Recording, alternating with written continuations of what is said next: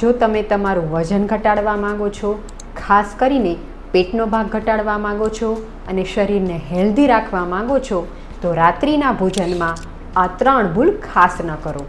Number 1, રાત્રે જમવામાં પચવામાં ભારે હોય તેવો ખોરાક ન લેવો જોઈએ, કારણ કે આયુર્વેદ મુજબ સૂર્યાસ્ત પછી આપણી પાચન શક્તિ નબળી પડે છે અને પરિણામે રાત્રે પચવામાં ભારે ખોરાક લેવાથી તે પચતો નથી અને શરીરમાં વજન વધારે છે. નંબર 2, મિત્રો, કેટલાક લોકો રાત્રે 9 વાગે, 9:30 વાગે, 10 કે 11 વાગે જમે છે.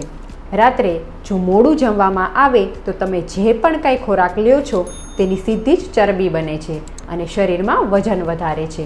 માટે રાત્રે મોડામાં મોડું 8 વાગ્યા સુધી જમી લેવાનું રાખો. નંબર 3, રાતના ભોજન અને સૂવા વચ્ચે ઓછામાં ઓછું 2 થી 3 કલાકનું અંતર રાખો અને રાત્રે જમ્યા પછી તરત સૂવાનું ટાળો.